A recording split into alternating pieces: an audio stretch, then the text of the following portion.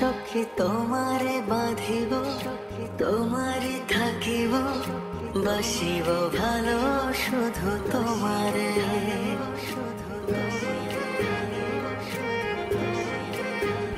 সখী তোমারে বাঁধিব, তোমারে থাকিব, বাসিব ভালো শুধু তোমারে। সকাল সকাল ঘুম থেকে উঠে হাজব্যান্ডকে বাজারে পাঠিয়ে দিলাম, কারণ আজকের দিনটা আমার জন্য অনেক অনেক স্পেশাল। কারণ আজকে আমার শাশুড়ি মা আমার বাসায় আসতেছে, তাও প্রথমবারের মতো। আমি তো অনেক বেশি এক্সাইটেড। তো সকালে বাজারে পাঠিয়ে আমি ভাবলাম যে আমাদের নাস্তাটা রেডি করে নিই। যখনই আমি শুনছি যে আমার শাশুড়ি মা আমার বাসায় আসতেছে, তখন থেকেই যে আমার ভিতরে কি একটা খুশি কাজ করতেছে যে মানে কখন আসবে এরকম। তো আমি তো সকালে নাস্তা রেডি করে ফেলছি। এর ভিতরে হচ্ছে বাজার থেকেও চলে আসছে আমার শাশুড়ি মায়ের মেঝু ছেলে। আর আমি তো ভাবতেছি কি নিয়ে আসছি বাজার থেকে দেখার জন্য, যদিও আমি বলে দিচ্ছি, এখন জানি না কি ঠিকভাবে করতে পারছি কিনা। আর আমরা হচ্ছে আমাদের সকালে নাস্তাটাও সেরে নিলাম। আর অবশ্যই চাখুরের চা তো খেতেই হবে, কারণ চাখুরের চা ছাড়া আমার ভালোই লাগে না। কারণ ওদের চা পাতাটা এত এত বেশি, মানে কি বলবো, এত বেশি অ্যারোমা ছড়ায়, আমার অনেক ভালো লাগে। তো এই যে বাজার নিয়ে আসছে এখানে মাছ দেখে আমার মাথাটা গরম হয়ে গেছে, মানে খুবই রাগ লাগছে আমার। আমি বলছি যে যদি বড় সাইজের পাবদা মাছ পাওয়া যায় তাহলে আনবেন, না হয় রুই মাছ নিয়ে আসবেন। কিন্তু সে পাবদা মাছ পায় পাবদা মাছই নিয়ে আসছে, তাও ছোট। আর মাছগুলোও বেশি একটা ভালো ছিল না, একটু নরম হয়ে গেছিলো আমার কাছে মনে হইতেছে। আর গরুর মাংস, মুরগি আর লেবু, শসা যা যা লাগে আর কি। সময় শাশুড়ি মায়ের হাতে রান্না খেয়ে আসছি, কখনো ওই রকম সৌভাগ্য হয় নাই যে আমি আমার শাশুড়ি মাকে রান্না করে খাওয়াবো। কারণ যে কয়বারে আমি শ্বশুরবাড়িতে গিয়েছি সে কয়বারে হচ্ছে হয় আমার শাশুড়ি মা রান্না করছে, না হয় আমার যে ভাবিরা আছে ভাবিরা রান্না করছে। আমি আমার শ্বশুরবাড়ির দ্বিতীয় বউ, মানে আমি ছাড়াও আরও দুইজন বউ আছে, কিন্তু বয়সের দিক থেকে তুলনা করলে আমি সবার ছোট, যার কারণে দেখা যায় এই শ্বশুরবাড়িতে গেলে ওরা সবাই রান্না বান্না করে, কারণ ওরা আমার থেকে অনেক অনেক বেশি পারদর্শী এসব ব্যাপারে, আমি অনেক বেশি আনাড়ি। তারপর বাজারটা কোনো রকমে গুছিয়ে আমরা বের হয়ে গেছি, কারণ আমার বাসায় শুধু একটাই ফ্যান আছে, আরেকটা ফ্যান আনতে হবে। তার জন্য হচ্ছে আমরা চলে গেছি আরেকটা ফ্যান নিয়ে আসতে। আর এসে হচ্ছে আবার কাটাকুটিতে বসে গেছি, কারণ আমি জানতে পারছি পরে যে ওনারা আসতে আসতে বিকাল হয়ে যাবে বা সন্ধ্যা হয়ে যেতে পারে, তার মানে দুপুরে খাওয়া দাওয়া করে বাড়ি থেকে বের হবে। তো তার জন্য আমরা ভাবলাম যে ঠিক আছে, তাহলে আমাদের জন্য আরও ভালো হয়েছে, আমাদের কাজগুলো গুছাই নিতে সুবিধা হবে। বিকালবেলা রান্না করবো, আর বাকি যে আনুষঙ্গিক কাজ আছে এগুলো আমরা এখনই করে ফেলবো। তো আমি আবার আসার সময় দুটো বাটি নিয়ে আসছি, কারণ আমি যেহেতু আগে একদমই বলতে গেলে ব্যাচেলর থাকতাম আমার হাজব্যান্ড আসার আগে, তো সব কিছুই আমার কাছে অনেক অল্প অল্প, পাশাপাশি সাইজে অনেক ছোট থাকে আর কি, যার জন্য আমার কাছে মনে হয়েছে এখন আর একটু বড় সাইজের কোনো কিছু কেনা দরকার। তো আমি অল্প অল্প করে কয়েকটা জিনিস নিয়ে আসছি, কারণ অনেক তাড়াহুড়ার মধ্যে ছিলাম। আবার লিফট বন্ধ করে দিবে, তাড়াতাড়ি বাসায় আসতে হবে, কারণ 9 তলায় ওঠা চারটিখানিক কথা না। তারপর এসে হচ্ছে আমি আমার বাজারগুলা, মানে যেহেতু মাছ আমি বানাই নাই, এমনিতে খোলা রেখে গেছিলাম যেন আবার নষ্ট না হয় যায়, কারণ মাছগুলো অলরেডি অনেক নরম নরম ছিল। আমার এতটা মানে অপছন্দ হয়েছে মাছগুলা, আর কি করার, কিনে নিয়ে আসছে। তাও আবার 1 কেজি নিয়ে আসছে। আমি বলছিলাম যে বড় সাইজের মাছ 1 কেজি আনতে, সে ছোট মাছই 1 কেজি নিয়ে আসছে। আর মানে ছোটোর তো একটা সাইজ আছে, অনেক বেশি ছোট। তো আর কি করব, কিছু তো করার নাই। এখন বসে বসে মাছগুলো বানাইতেছিলাম বারান্দায় বসে। আমার কাছে মাছ মাংস বানাইতে বেশি ভালো লাগে রান্নাঘর থেকে আর কি, কারণ বারান্দায় অনেক খোলামেলা, অনেক বাতাস আসে, আলো আসে, তো সব কিছু মিলে আমার কাছে বারান্দাতে কাজ করতেই বেশি ভালো লাগে। অনেক আপুরে হচ্ছে আমার ভিডিওতে কমেন্ট করেন যে আমি কেন আমার শ্বশুরবাড়ির লোকজনদেরকে দেখাই না। এখন আমার কথা হচ্ছে, আমি ব্লগ তো করি আমি একা, তাহলে আমার কেন সবাইকে দেখাইতে হবে? এই যে ধরেন আজকে ওনারা আমার বাসায় বেড়াইতে আসছে, আমি কি এখন ওনাদের ফেস দেখাবো?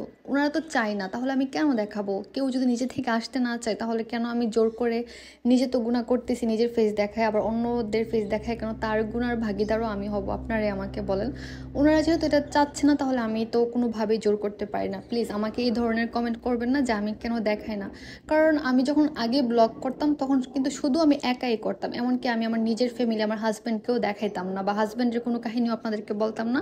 তারপর তো আপনারা অনেক উল্টাপাল্টা কমেন্ট করা শুরু করছেন, তারপর হচ্ছে বাধ্য হলাম যে আমি আমার হাজব্যান্ডকে দেখাইলাম, তারপর আমার মা বাবাকেও দেখাইলাম। এখন যখন আর কোনো কিছু পাইতেছেন না, তখন আবার আমার শ্বশুরবাড়ি নিয়ে পড়ছেন। তো আমার আসলে আর কিছু বলার নাই। তারপর আমি আপনাদের প্রত্যেকটা কমেন্টকে অনেক বেশি মূল্যায়ন করি, কারণ আমি যেহেতু পাবলিকলি পোস্ট করি, যে কেউ কমেন্ট করতে পারবে, এটাতে আমার কোনো কিছুই বলার নাই। তো এতগুলা পেঁয়াজ নিলাম, কারণ আমার তো এখন একজন পেঁয়াজ কাটুনি আছে যে আমাকে অনেক সুন্দর করে, আমার থেকে অনেক ভালো চিকন চিকন করে পেঁয়াজ কেটে দিতে পারে। আর এখানে হচ্ছে আমাকে ডিমগুলো ধুয়ে দিতেছিল ভালো করে, কারণ ডিমের উপর একটুখানি লেগেছিল আর কি। তো সব কিছু মিলিয়ে এখন আমরা কাজ শুরু করে দিছি, যে এখন মানে কোনো রকমের কাজটা গুছিয়ে রেখে দিই, তারপর বিকালে রান্না শুরু করে দিব। তো আমি এদিকে মাছ মাংসটা ধুয়ে নিতেছিলাম আর সে হচ্ছে আমাকে এক বাটি পেঁয়াজ কেটে দিতেছিল। অনেক আপুরা কমেন্ট করেন যে আপনার হাজব্যান্ড তো অনেক ভালো, আপনাকে অনেক কাজে হেল্প করে। আচ্ছা ঠিক আছে, আমি মেনে নিলাম যে সে আমাকে অনেক কাজে হেল্প করে, কিন্তু আজকে আমি অনেকগুলা বিছানার চাদর ধুইছি, প্রায় 3-4টা বিছানার চাদর ধুইছি, আরও অনেক কিছু কাপড় চোপড় ধুইছি, কিন্তু সে তো আমার কাপড়গুলো ধুয়ে দিল না। বিছানার চাদরগুলো অ্যাটলিস্ট ধুয়ে দিত, তাহলে আমি বুঝতাম যে আমাকে হেল্প করে। এই যে পেঁয়াজ কাটতে দেওয়া, এটা তো আর ওরকম কষ্টের কোনো কাজ না, কাপড় ধোয়া কিন্তু অনেক কষ্টের কাজ। কাপড়গুলো ধুয়ে দিলে না বুঝতাম যে আমাকে হেল্প করে। তো শুধু শুধু এগুলো সব দেখাই না, আপনারা এগুলো কোনো কিছু বিশ্বাস করেন না। আচ্ছা যাই হোক, আমি মজা করে বললাম, সে সত্যি আমাকে অনেক অনেক কাজে হেল্প করে। আর আজকে ঘর গুছানোর মতো কোনো কিছু ছিল না, কারণ বাসা আগে থেকে গুছানো ছিল, তো শুধু রান্না বান্নার বাজারটাই করছি। আর কাজের মাঝখান দিয়ে আমরা দুপুরে খাওয়া দাওয়া করে নিছি, আমাদের জন্য হালকা একটু রান্না করে ভাত রান্না করে খেয়ে নিছি আমরা। তো এখন বিকাল হয়ে গেছে, আসরে আজান অলরেডি দিয়ে দিয়েছে, তো ভাবলাম যে এবার আমাদের রান্নাটা শুরু করা যায়। আর আমি যখনই রান্না করতে গেলাম তখনই আমার অনেক নার্ভাস লাগতেছিল, কারণ আমি অনেক ঝাল খাই। আমার হাজব্যান্ডকে আমি ঝাল খাওয়া শিখাইছি, আর আমার শ্বশুরবাড়ি কেউ ঝাল খায় না, ওরা বলতে গেলে একদম সাদা তরকারি খায়, মরিচ খাই না একদম।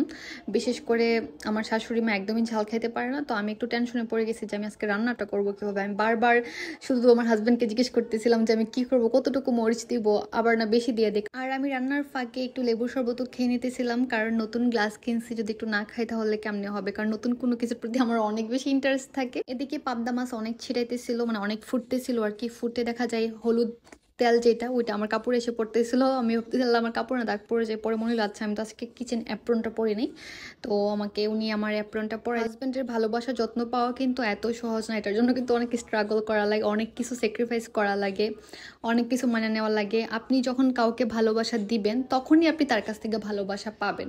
যখন আপনি আপনার হাজব্যান্ডের কেয়ার করবেন, যত্ন নেবেন, তার পছন্দের জিনিসের প্রায়োরিটি দিবেন, তার ফ্যামিলিকে প্রায়োরিটি দিবেন, তখন অটোমেটিকলি আপনার হাজব্যান্ড আপনার কথা শুনতে বাধ্য থাকবে। আমি রান্না করার আগে চুলা পরিষ্কার করছিলাম, কিন্তু মাছে আমার পুরা চুলা আবার তেল দিয়ে ভরাই দিছে। আর এই যে কত সুন্দর করে আমাকে পেঁয়াজগুলা কেটে দিছে, এখন হচ্ছে আমি পেঁয়াজগুলা ভাজবো মাছের জন্য, এটুকু পেঁয়াজই নিছি। অনেকক্ষণ কোনো সারা শব্দ না পেয়ে আমি খুঁজতে গেলাম যে আমার হাজবেন্ড কোথায় আছে। পরে গিয়ে দেখি যে সে ফ্যান লাগানোর জন্য চেষ্টা করতেছে। আর আমার বাসায় হচ্ছে একটা ভীম থাকার কারণে এই রুমে, এর জন্য আমি এখানে ফ্যান আগে লাগাইতে পারি নাই। আর আগে আমার প্রয়োজন হচ্ছিল না, আমি একা থাকতাম, আমার একটা ফ্যানই এনাফ ছিল। তো এখন যেহেতু আমার শাশুড়ি মা আসবে, এখন তো আমার রুমে আরেকটা ফ্যান দরকার, তাছাড়া অন্য সময় তো মেহমান আসতে পারে। তারপর আমি সেখান থেকে চলে আসলাম, কারণ এখন আমাকে রান্না করতে হবে। আমি এখানে মুরগির মাংস রান্না করার জন্য হচ্ছে পেঁয়াজগুলো ভেজে নিতেছি, আর এখানে হচ্ছে মুরগিটা, আর এখানে আমি আদা রসুন।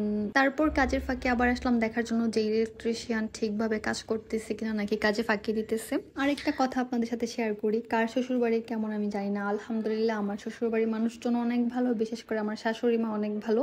আর আমার শাশুড়ি মা অনেক ভালো দেখেই তার ছেলেও এত ভালো। ফ্যান লাগানো দেখে মনে হলো কবে যে আমি একটা এসি লাগাইতে পারবো। পরে মনে হলো যে না, আমি তো গরিব, আমি ফ্যানের বাতাসেই খুশি, আমার এসির কোনো প্রয়োজন নেই। এখন আমি চলে গেলাম আমার ফাইনাল কাজ করার জন্য, কারণ ওরা অলরেডি ঢাকা ঢুকে গেছে, এখন কিছুক্ষণের ভিতরে চলে আসবে বাসায়। তো আমি আমার রান্নাটা প্রায় শেষ করে ফেলছি, এখন শুধু মুরগিটা বসাই দিব, মুরগি আর গরুর মাংস, আর বাকি সব কাজ আমার শেষ।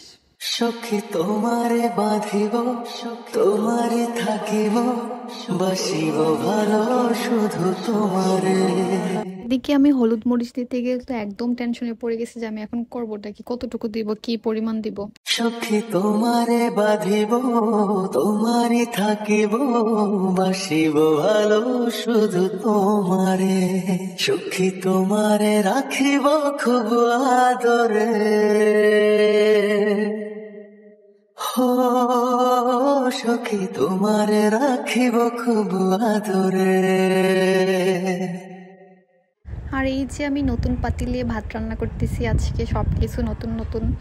তো আমি আমার রান্না শেষ করে একদম গোসল টোসল করে ছাদে গেলাম, তো গিয়ে দেখি যে গাড়ি চলে আসছে, তার মানে আমার শাশুড়ি মাও চলে আসছে। আমি তো খুবই এক্সাইটেড, এর জন্য দাঁড়ায় দাঁড়ায় ভিডিও করতেছিলাম। আমি খুবই অবাক হয়েছি এটা দেখে যে আমার শাশুড়ি মা আমার জন্য নতুন নতুন হাঁড়ি পাতিল নিয়ে আসছেন, কারণ সে জানে যে আমার বাসায় কোনো বড় ধরনের হাঁড়ি পাতিল নেই, সবকিছু ছোট ছোট, পাশাপাশি দুধের বোতলও নিয়ে আসছে। আর আমি হচ্ছে তোষক যে অর্ডার দিয়েছিলাম, এই যে তোষক আর বালিশও চলে আসছে বাসায়। আর গ্রামের বাড়ি থেকে কাঁঠালও নিয়ে আসছে, যদিও আমি কাঁঠাল তেমন একটা পছন্দ করি না, কিন্তু আমার হাজবেন্ড অনেক পছন্দ করে।